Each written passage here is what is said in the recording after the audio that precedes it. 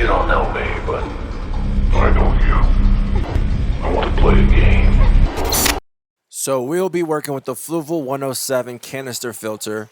I love all of Fluval's products, but more importantly, I love all the canister filters. I am biased. I love canister filters more than any other filter. Second to that will probably be a sponge filter, and then you could just put hang on the back filters at the bottom of my list. I'm not a fan of them at all.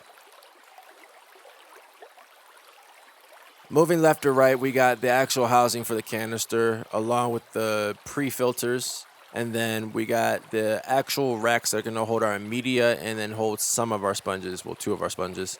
And then we have the nozzles, we have the motor head, the power head, and then we have the attachment for the power head to the hosing. And that's everything that comes inside the box. Like I said, you do not need to go out and buy anything else. Now, before we move on to everything else, what you're going to need to do is you're going to need to grab the power head or the motor head, whatever you want to call it. And you're going to need to locate this spot because what we need to do is put the gasket in before we actually use the filter. The gasket's going to be inside that plastic packaging, and it's going to look like 4 circles, but it's really just one ring. You can read the instructions, but I'm going to tell you it's as simple as taking the gasket out and putting it onto the power head. From there, you're going to take this piece, forgot what it's called right now, but you're going to take this and you're going to put it onto the motor head. And then this is going to be the piece that actually connects to the hoses. Now, unfortunately, the canister filter doesn't come with media like other filters do. But lucky for me, I have some already lying around, so we're just going to use that.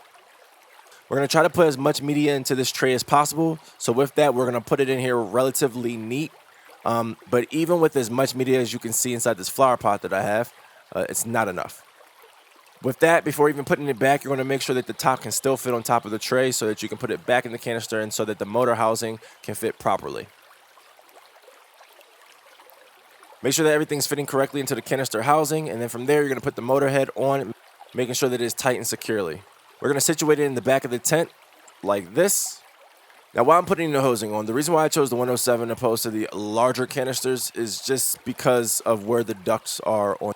Because of this canister's small profile, it allows me to have much more hose to use within the actual tent.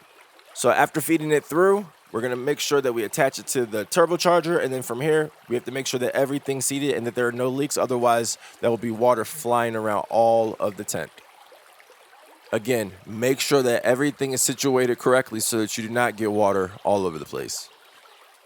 We're going to use this brace right here so we can connect it to the water reservoir so it can be seated or situated in a way where water won't splash aggressively. First thing, take it apart.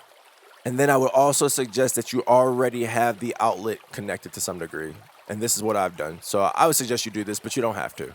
From here, this is where we take the actual elbow joint and put it onto the hose so that it can be secured right there into the water reservoir. And boom, there we got it. So now it's just about situating this. And the best part about this is that you can pull the hose more through without having to take it apart. Now, with everything situated as it should be, we are going to plug in the pump. Do not plug in the canister. You don't need to plug in the canister. You can, but all it's going to do is just create a whole bunch of rattling. The pump is so much stronger than the canister's motor that it will drive the entire system. From here, you see we have a much stronger water flow. The water surface is being agitated a little bit too aggressively, so what we're going to do is we're going to situate this outlet so that it is more in the water. Pushing water forward rather than splashing water all around in the tent. And that's basically it, everybody. That is how you turbocharge your canister filter and or use your canister filter on the ground without using gravity. In the next video, we'll have the temporary filter out of here, and I'll show you the new changes that we have to the tent. If you like videos like this and you want to see more of them, please like and subscribe. My name is Rice, and You don't know me, but I know you. I want to play a game.